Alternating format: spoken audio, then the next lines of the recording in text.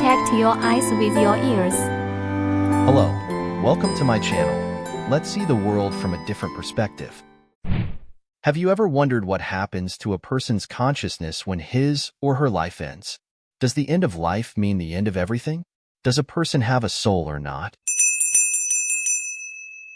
On October 6, 2020, mathematical physicist Roger Penrose was awarded the Nobel Prize in Physics for his observations and research on the theory of black holes. However, many say that he is one of the most controversial Nobel Prize winners. This is because Roger Penrose broke a taboo in the scientific community by suggesting that souls exist. He also said that after the fall of life, consciousness leaves the human body and re-enters the universe in a quantum form. Hello, and welcome to Beyond the Veil Audible Wisdom, where we read the world from a different perspective. Today we are going to share with you the quantum form of the soul. Speaking of the soul, there is a question that needs to be asked. That is, what is life? What can be called life? What is life? In the 13.7 billion years since the birth of the universe, all kinds of things have born in it. One of the most complex and mysterious things is life. What is life? From the biological point of view, life is a kind of biological function that can accomplish its own growth, reproduction, metabolism, and other biological functions by exchanging material and energy with the outside world. It is an individual that can adapt to changes in the external environment and react to changes in the external environment. The world is made of matter. Everything, including life, is made of matter. Many people think that life consists of microscopic cells, genes, and DNA. In fact, this perception is not entirely correct. The essence of life is actually consciousness. What is consciousness? It is like dark matter, a mysterious thing that we cannot see or touch. All life has consciousness. It doesn't matter if it's an animal or a plant. It doesn't matter if it's a simple organism, like a bacterium or a virus, or an advanced organism like a human being. They all have consciousness, but the strength of that consciousness is different. The consciousness of plants and bacteria is very weak, and the consciousness of complex animals is stronger. The consciousness of highly intelligent beings like humans is even more mysterious and complex. As the only intelligent life on Earth, human consciousness is the strongest. At the same time, there are more mysteries about human consciousness that we do not know. A living organism is a combination of visible matter and invisible, mysterious consciousness. For example, a human being is an intelligent being composed of a visible body and an invisible, mysterious consciousness. No form of life can escape a fundamental law. This is birth, old age, sickness, and death. Even in the case of advanced intelligent beings like humans, the moment of birth means that we are aging step by step. As humanity enters the age of technology, the mysteries of life are being explored in depth. With science as a powerful tool, the scientists have begun to try to unravel the mysteries of life step by step. One of them is Roger Penrose and his quantum soul theory. Roger Penrose's quantum soul theory. Roger Penrose was a British mathematical physicist who had a PhD from the University of Cambridge and was Professor Emeritus at the University of Oxford. A close friend of Stephen Hawking, Penrose developed the concept called the singularity. This is a point of infinite size and density. Calculations show that when a massive star collapses, a singularity, or black hole, is formed. On this basis, Stephen Hawking suggests that our universe may have originated from such a singularity. This theory is called the Penrose theorem. For this discovery, Penrose won the Nobel Prize in Physics in 2020. He then broke a taboo in the scientific community. He believed that the human soul continues to exist in a quantum form. In 1989, Penrose wrote a book called The Emperor's New Brain.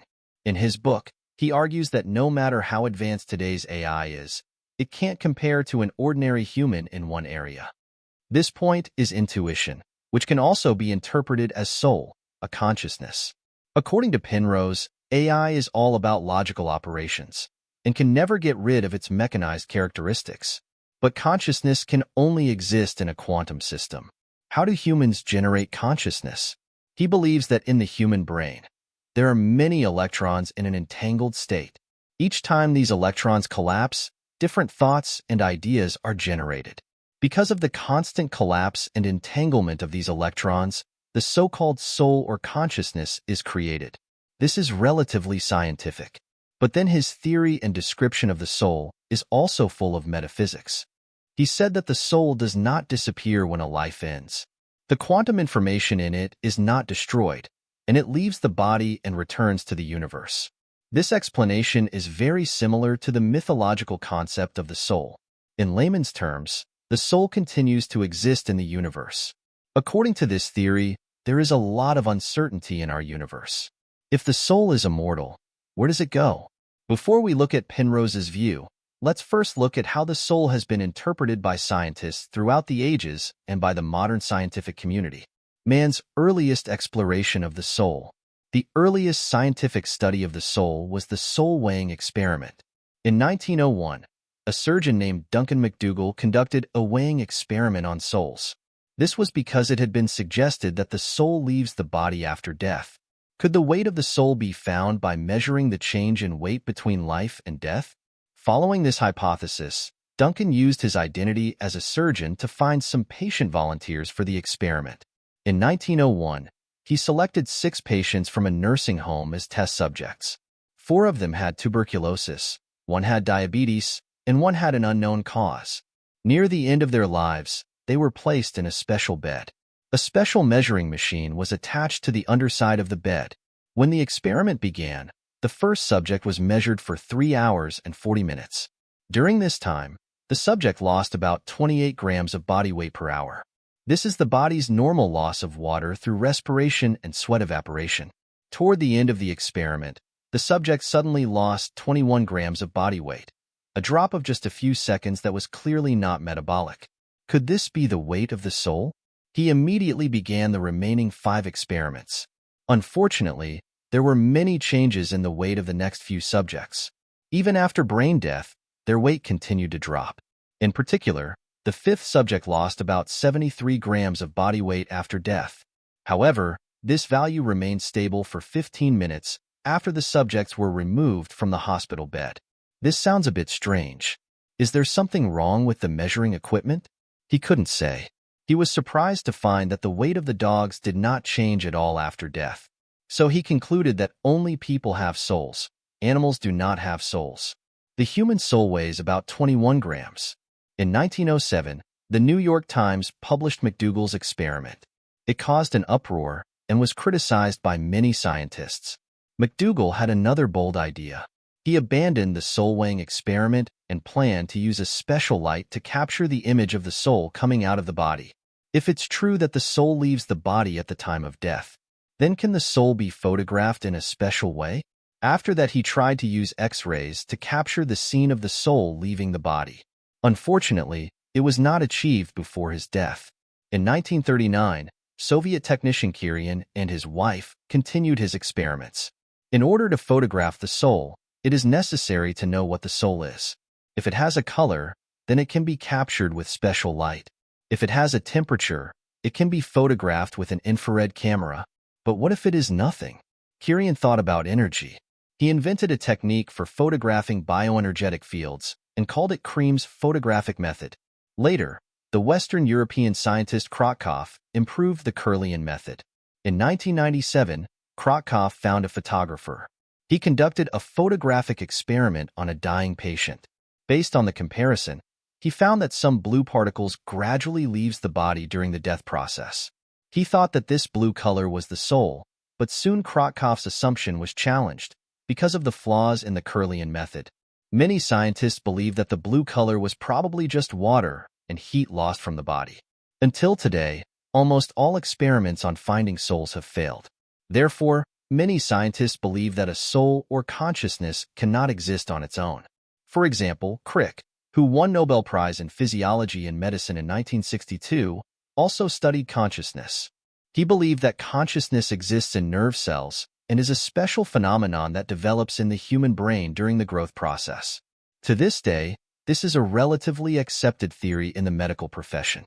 Is it true that consciousness disappears after death?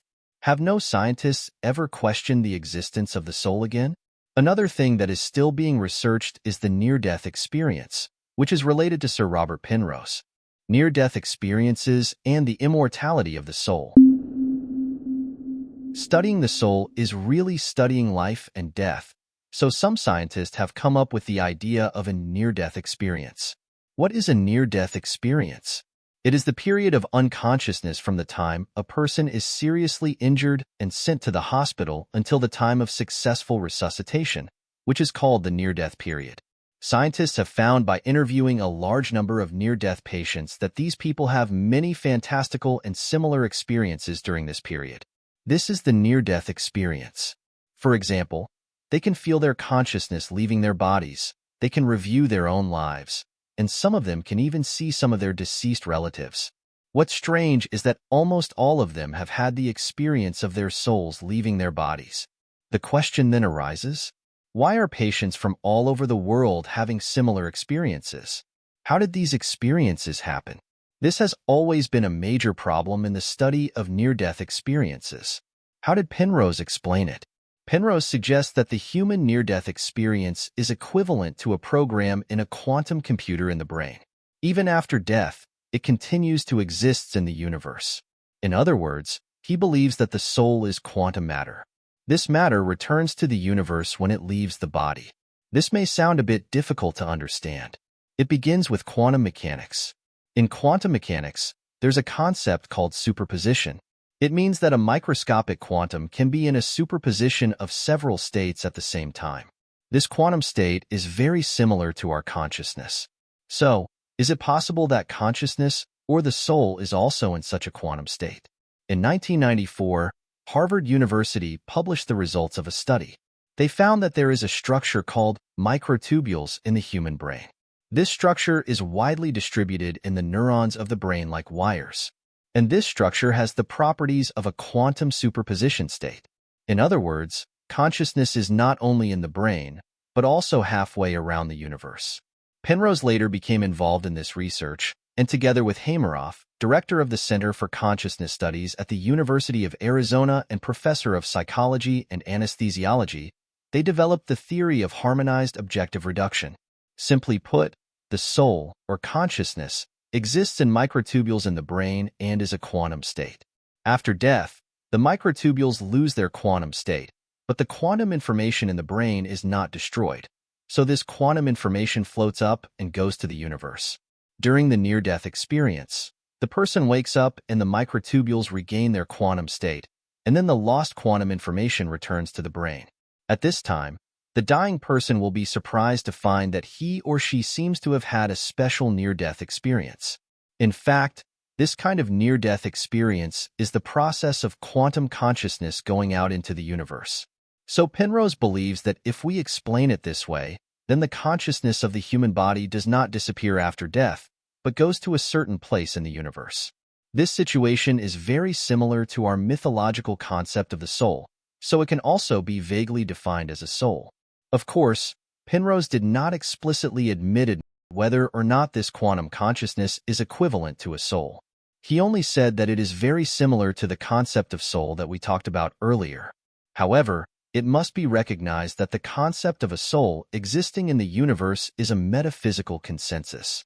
Of course, this is why Penrose has been criticized by some in the mainstream scientific community.